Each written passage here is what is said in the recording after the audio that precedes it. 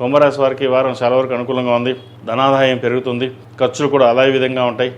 ఖర్చులు ఎంత ఉన్నప్పటికీ ఆదాయం బాగుంది కాబట్టి ఖర్చులు అలాగే చేస్తారు.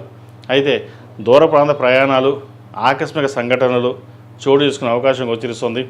సెల్ఫ్ డ్రైవింగ్ విషయంలోనూ, ఆరోగ్య విషయంలో కొన్ని జాగ్రత్తలు తప్పనిసరిగా తీసుకోవాలి. అదేవిధంగా సహోదరి సోదరు మధ్య విభేదాలు రాకుండా, మనస్పర్ధలు లేకుండా చూసుకోవడం చెప్పదగినది. స్థిరాస్తులకు సంబంధించిన వ్యవహారాల్లో సహోదరి సోదరు మధ్య విభేదాలు వచ్చే అవకాశం లేకపోలేదు. వాటి విషయంలో జాగ్రత్త వహించాలి. దూరపు బంధువుల నుండి ఒక శుభవార్తను వింటారు. ఆరోగ్యరీత్యా చిన్న చిన్న సమస్యలు ఉన్నప్పటికీ అవి సమస్యపోతాయి. ఏదైనా సరే ఆరోగ్య సమస్యలు వచ్చినప్పుడు ముందుగా మేలుకొని చూసుకోవడం చెప్పదగిన సూచన. వివాహ సంబంధించిన వ్యవహారాలు సానుకూల పడుతుంది. ఒక సంబంధం కుదురుతుంది. చక్కగా అన్ని అనుకోవడం బాగుంది అన్న ఒక ఆనందం వ్యక్తపరుస్తారు. అయితే ప్రస్తుత నడుస్తున్న గ్రహతులు అధిక జ్యేష్ఠ మాసం కాబట్టి వివాహ సంబంధించిన విషయాలు చూసుకుని నిజ జ్యేష్ఠ మాసంలో ముహూర్తాలు కానీ తాంబూలాలు కానీ తీసుకోవడం చెప్పదగిన సూచన. విద్యార్థులకు చాలా వరకు అనుకూలంగా ఉంటుంది. సెల్ఫ్ డ్రైవింగ్ విషయంలోనూ, అదేవిధంగా బైక్ మీద వెళ్ళేటప్పుడు తప్పనిసరిగా కొన్ని జాగ్రత్తలు తీసుకోవాలి.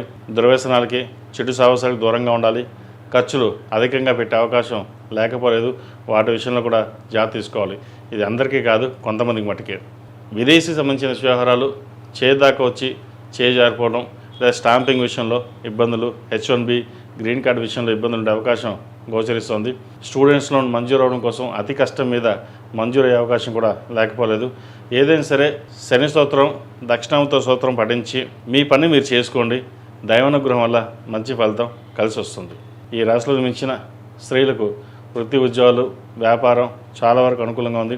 ఆరోగ్యం నిలకడగా ఉండదు. ఏదో చిన్న చిన్న ఆరోగ్య సమస్యలు అనేవి ఏర్పడుతుంటుంది. ధనాదాయం బాగుంటుంది. రాబడి బాగుంటుంది. ఎప్పుడో పెట్టిన స్థిరాస్తుల విలువ కలుసుబాటుతనంగా ఉంటుంది.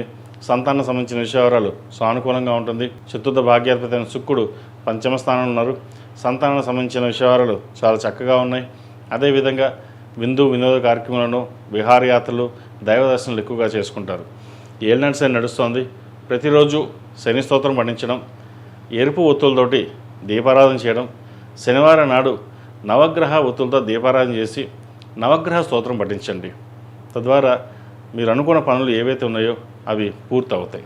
ఈ రాశిలో జన్మించిన వారికి కలిసి వచ్చే సంఖ్య 2, కలిసి వచ్చే రంగు నావీ బ్లూ. ఏదైనా పని మీద బయటకు వెళ్ళేటప్పుడు శుక్రవారం నాడు కానీ బుధవారం నాడు కానీ వెళ్ళండి.